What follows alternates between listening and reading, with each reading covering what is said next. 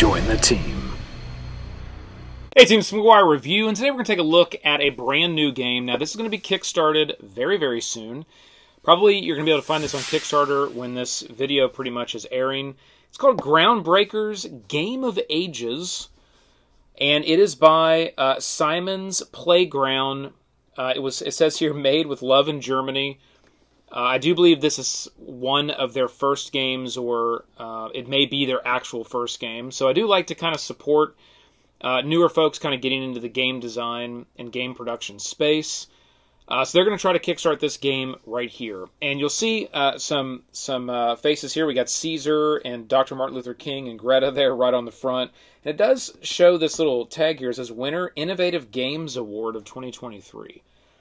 I'm not sure which group that's part of, but it has won some awards there. And it does say Standard Edition, so this is just the Kickstarter prototype. So again, everything you're seeing here on the table is a prototype for the game, and I'm sure on the Kickstarter page, which once that's live, I'll put a link in the description below. You'll be able to go check it out. Okay. Another thing I want to make sure that we're clear on is none of this stuff is paid for. This is not a paid for advertisement. This game was sent to me for review, and if I wanted to make a video on it, which I believe they probably will put this video on the Kickstarter page. So that's what I'm doing. So I'm going to kind of tell you what the game's about and how it plays and what I like and what things I think maybe could even continue to be fleshed out, could be a little bit better. Because again, it's being kickstarted. There's even been things that have changed since, this prototype with the rule book here and some things they've sent me through email. Like any Kickstarter, there's things that will get tweaked upon and changed as it goes to final production. Okay, so really quick here on the components. This is really what is included here with the game or with the prototype. I assume the production game will be about this much stuff here. You do have the really nice little reference cards. I love to see this. You got to have this in your games, right? Just makes it really simple. What can I do on my turn? It's really clearly done. I love the artistic style of this reference card as well. You can play a card, you can play a collection, you can play an effect, you can use a Groundbreaker effect. That's all you can do when it's your turn. It's a very simple card game, okay? It's a very, very simple game. And then you do have an age set up. So all this really means is, depending on how many players you have, this game supports 2 to 5 as of right now. You would put your age cards, and you have out here your age cards. You'll see here on the side-by-side minicam, we'll get in close on some of this stuff. You've got a Stone Age, you've got a Middle Age, and you've got a Modern Age. And you're going to essentially have cards in your hand, and you'll only be able to play the cards in your hand if the right age is actually out. And these cards are marked which age they can be played on over time. When you start the game, there's going to be one age card out, which will be the Stone Age. And your Middle Age here and your Modern Age cards will be positioned in your deck at a certain point. And this is what this card right here is for. It will tell you, let's say you had 4 players. The 9th card of the draw pile would be your Middle Age, and the 18th card would be your Modern Age. That's for 4 players. 5 is different, 3 is different, 2 is different. What that does is that just kind of controls the timing of when those other age cards come out. I was actually kind of worried that it was going to be this mechanic where these would just be shuffled in the deck and it could come out whenever. I'm glad that they actually created this system where it goes at a certain point in the deck, so everybody kind of knows when that card is coming if you're paying attention as cards are being drawn. Also, it kind of keeps the pacing of the game, on pace. So it's not going to be awkward of like where the card is just randomly shuffled into the deck. So that's good. What's the next thing? You've got your Groundbreaker cards here. So this is the card that's going to be sitting in front of you as a player. We'll get the rule book here out of the way. And you can see here's actually, let's just hit the rule book. This is the rule book. Okay? And the whole back page is just FAQs. So you've only got 1, 2, 3 pages massively spaced out. That is the rule book of the game. It takes probably a minute and a half to explain the game, a couple minutes at most, and you're going to know exactly how to play. It's a very simple game from that perspective. So if you're looking for one of those just quick around the table, kind of quick games, it's probably going to be for you. It does say 10 plus on it, but I'm not really sure why that age is set at 10 plus, to tell you the truth. This game is incredibly simple, so we'll hit some of the mechanics here as we're going over it. While we're right there, we already hit the 2 to 5 players. It is 20 to 60 minutes. I've found that those games usually are more on that 20 to 30 minute size. There's only 3 rounds that are actually in the game to make up the whole game. Where games can go a little longer is when you get a bunch of people who really, really know how to play the game. There's a couple different strategies in this game. It really comes down to the response cards. We'll hit that here in a second. There's different types of cards in the game, and one of them, we're not response, reaction. So it's a reaction card, and there's only 16 reaction cards that are in the deck. But those can get very strategic on when you play those and when you don't. So let's jump back here. These are the Groundbreakers, right? So you have Greta, the ecologist. You have Martin, the civil rights activist. You have Caesar, the emperor. You have Marie, the scientist. And you have Socrates, the philosopher. Okay?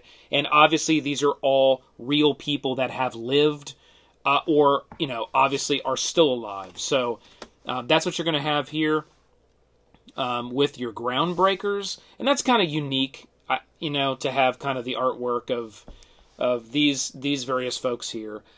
And then each one of these Groundbreakers is going to do something different. So at the beginning of the game, you're going to shuffle these all up, and everybody's going to get one randomly. So you're not really going to know what you get. And I do like that. I would play that way versus just picking your favorite. I would shuffle them up, deal them out, and then you figure out who you get. But what's nice about it, and we'll just look here at the scientist. Hers is draw 2 cards and discard up to 3 collectible cards from your hand that belong to the current age. And then there's a little flavor text that's at the bottom. Hers says, if you flashcard me, I'll nuke you out. Martin's here says, draw 2 cards and discard any collection cards equal to the current age 1, 2, or 3. I have a dream of winning this godforsaken game. That's his flavor text. Greta says, draw 2 cards, pick a reaction card from the discard pile, and optionally discard a collectible card. And hers says, how dare you try to win this? Socrates, draw 2 cards and discard 2 collectible cards from your hand regardless of their age requirements. Maybe I don't know anything, but it will do for you. And then Caesar is draw 2 cards and choose a player who must give you a reaction card from his hand. Veni vidi vici. So right, so that's what we got here. Vica. Vicia. Vicia. I don't know. That's what we got there. There's only 5 of them. Okay, maybe there's more that get unlocked in the Kickstarter. I could definitely see that being probably like a Kickstarter unlock, but again, I don't know. I don't really know that. I don't dig into the details of the Kickstarter. I have no idea what the price point of this game is going to come at. That's another thing I generally don't ask because I just want to look at the game for what it is. So I think if the game is priced right and you're looking for a game that's kind of unique from an art style and we'll talk about that from a thematic perspective as well, and super simple, maybe this game is for you, and you might want to really look at this game and probably back it. So, at the beginning, you're going to shuffle these up. You're going to get one. Okay, we'll just set those in front of us here. And then you're obviously only going to have one of the ages, and these 2 are going to be buried in this deck. Then what you're going to do is, before you put these in the deck, you're going to deal out 10 cards to everybody. So each person would have 10 cards in their hand. I'm just going to grab a bunch here, because there's different types of cards. There's essentially 3 different types of cards. Okay, we have medicine cards, we have media cards, and we have mobility cards. And those medicine, media, and mobility cards can span across all 3 of these ages. So we'll just go ahead and set these out. Okay. Now, what's going to happen is when you've got these cards in your hand, you're going to look at them and you're going to say, and you can check out the side-by-side cam. We'll look at these cards. These cards are going to be marked when you can use them. There's little 1, 2, and 3 on the card. And then I'll tell you exactly what the card does when you play it. Okay? You can only play these cards if you're in the right age. So this one here, mobility, this one can only be played in age 2 and age 3. It can't be played in age 1. So if age 2 is out, you can then play this card. Okay? If age 3 is out, well, then you obviously can still play this card. But if only age 1 is out, this is not a card that you can actually lay down and play. So that's one of the things you got to know about this game is you can only play the cards when the proper age and forward, right, or age and behind, right, is out. So you have to be able to meet that criteria. Now, when it comes to collectible cards, they don't have like an ability they do. You just want to get these cards out of your hand. Actually, you want to get all the cards out of your hand. We'll talk about that in a second. You want to get these cards out of your hand. So you can either play one of them, if it fits for the age that has come out so far. You can throw one down, right, and play it.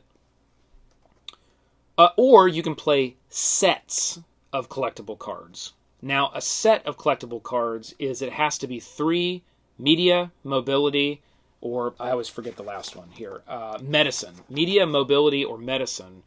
You have to play 3 of those cards, and they have to be from the eras. So you have to have, let's say it's medicine. You have to have the medicine card from era 1, the medicine card from era 2, 3. Usually it's 1, and then it's 2 and 3, and then the medicine card just from era 3. That can only be played on era 3.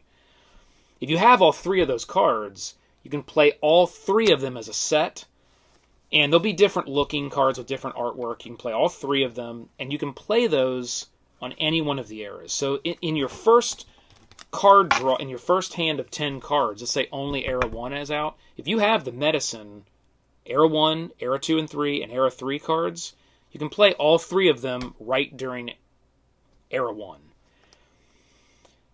So you can do that, right? And that's called the set collectible play, all right? From a mechanics perspective, I like that. From a set collection perspective, I like that. I don't know that it makes sense that, like, regardless of the era, you should be able to do that. This is kind of going into, like, sort of my design, a little bit of a design review. I think it should be 3 different set collections from the era that it should belong to. But again, to be able to do that, you'd have to have many more cards to be able to play that way. And I think what they were trying to do was, like, reduce the amount of cards. So that's why they made that mechanic work like that. Because if you wanted it to work where you had to have a set collection that really fit for each one of the eras, you'd have to have many more cards, more than likely. Okay? But you can do that. That's how you can get cards out of your hand. The other type of cards that you have are, and the artwork's just fantastic. You'll see that on the side-by-side cam. I absolutely love the artwork in this game. They really nailed it from that perspective. And we'll talk about theme here in a second, okay? But I think the artwork really, really nails it. There's 2 other type of cards you can have. You can have a reaction card, and you can have an effect card. An effect a card does something, and you would play it on your turn. Like this little effect card here with this little dog on it. It says Double Wolf. Discard 2 cards of your choice. So on your turn, you could play that 1 card, and you really only can play 1 card from your hand unless you're doing the set. You know, you're laying down the 3 that fit in the set we talked about. You'd play that card, and then that Double Wolf would allow you to then, boom, boom, discard 2 more cards in your hand, which is what you want to do. Okay? You win the round, or you start a new round by getting all the cards out of your hand. There's 3 rounds in this game. Okay? And the first person that gets rid of all of their cards in their hand, you then stop for that round, you score around the table, we'll talk about that in a second, and then you start a new round. So you get all the cards, you shuffle them back up, you put the cards where they should be, you set out the era 1, you deal out to 10 cards to each player, and you start a new round. After 3 of those rounds, the game is over. Okay? So that's how it works. Okay? That's effect cards. Reaction card. This is the last type of card that you have in your hand. The reaction cards can only be played when it is not your turn. So this is your way as a player to react to something someone else is doing. And again, there's only 16 of these in this whole deck. Is that right? Yes, there's 16 of these in this whole deck. So there isn't a lot of the reaction cards. There's a minimum amount of these, and I'm glad that's the case, because what would happen is you would have all these reactions, and then most of the reactions basically either cancel the effects of your cards, or like if you're playing an effect card, it cancels it, or it makes you draw cards. So if people were just constantly putting out reaction cards left and right, people would be drawing cards left and right, and that, like, someone getting to know cards in their hand, it would just take forever, and you'd be deadlocked into these cycles, and it would end up, the rounds and the games would end up taking just way too long. So I'm glad that there's the minimum amount of reaction cards that are in this deck. The other thing that I'll tell you about sort of a mechanic here with this game is, as you're playing the game, when you end the round and you score, any type of collectible card that you have in your game, and it's real easy, they're marked right up there. Collectible, reaction, effect, it tells you right at the top. Any of the collectibles, that's -5 points. Any of the effects, it's -10 points. Any of the reactions you still have in your hand, that's -20 points. So it's obvious that they're building, because of the scoring system they're building that mechanic, obviously, into the game where they want players to try to dump those reaction cards. And that's kind of a strategy in this game, is when you're going around that round, you can obviously see everyone's hand, and you can be like, oh, they still have 5 cards, they only have 2 cards. This person over here has still 8 cards, right? I have 6 cards. And you can kind of judge when, it's your turn, you're going around, when you want to start hitting people with those reaction cards. Do you do it early in the game? Do you wait until the end and have a number of reaction cards in your game and just start throwing out reaction cards every time it's your turn? That can get really risky, because if you hang on to them too long, and you're going to get to the end, and then you're going to get nailed with -20 points for every single one of those cards that's in your hand. So that's kind of a fun little, I think, mechanic that's built in to force players to do that reaction, because it's really the only mechanic where you're interacting with another player. You're stopping them from doing something. And it's kind of fun to see how people judge to sort of execute on throwing out that reaction when you go around all the rounds. So that's pretty cool. Because it's always hilarious when someone wants to hang on to 2 or 3 of those and think, oh, I'll get them all at the end, and then somebody goes out, and then you're stuck with 2 or 3 of these things in your hand. So that's where you get kind of greedy, right? You think you're going to screw people over at the end. Doesn't work out for you. So that's an interesting mechanic. All right. So you're going to go until you run out of cards. You're going to reshuffle. You're going to do 3 rounds, and then the game's over. And then you're going to add up all the points, and whoever has the least amount of points is the winner, right? Because you basically get -5, -10, -20. So you'll add up all these points. So whoever has, if you got -5 at the end and someone has -50, obviously you've won. So that's how that's going to work. It's how the game is going to play out. And that is literally the entire game. Okay? You got your ages. You can play cards in certain types of ages. You can play collection sets regardless of what the age is if you have the cards.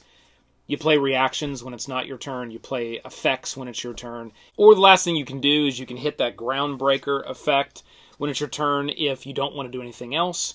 Or if you can't do anything else, then you would do your Groundbreaker effect. And you'd read exactly what it is, and you would say that's what you're doing. You're activating your Groundbreaker effect, okay? And that's the whole game. That is the entire game for Groundbreakers.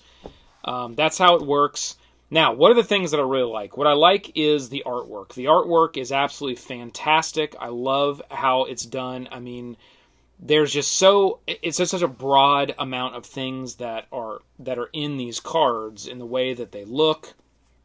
You got the medicine sort of what do I want to call that? Sort of like the old pandemic style, like beak medicine man. You've got Stone Age looking people. You've got woolly mammoths. You got a modern looking doctor here. You've got this book that's sort of looks like a religious relic. I mean, there's all kinds of stuff. Horse and buggy, really cool. You got a little modern looking scooter. I mean, there's just so many different images that are on all these cards. I also love the artwork that's on the age cards as well. That's really cool. So that's something that I really like. I think something that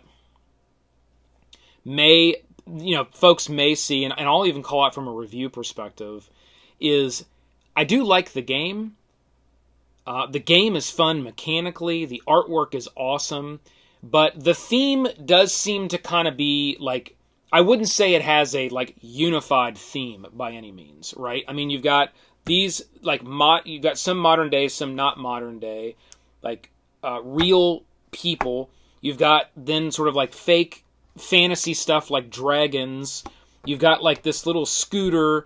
You've got, right, like you've got stuff that looks like sort of like Age of Empires, like sort of artwork on these two, and something futuristic here. So from a theme perspective, it is kind of all over the place, and I'm okay with that because it all sort of follows the same artwork style. I think if the artwork style was all different as well, that would have just been too much. But all the artwork is the same. The color scheme is all the same. But the theme all kind of works together. Like, these could have been any people. They could have just made up like artwork and just made them like, just random made up people, right? So it is kind of cool that they are real people. But you got the real people here, then you got dragons, then you got, so that could throw some people just from like all the theme ties together. It doesn't really bother me. I think it's actually what makes this kind of unique is the fact that thematically it's sort of got different pieces, but then conceptually the way the game works, it does all tie together, right? So that's what I would say from a review perspective when it comes to this game. I also like the strategies of like, when do you use the reaction cards, when do you not? I like the strategy of, and the other core mechanic that I think is where the strategy is in this game is like, when do you play the set collection cards, like all 3 cards at once, versus playing individual cards that you might need for a specific age to get those cards out of your hand.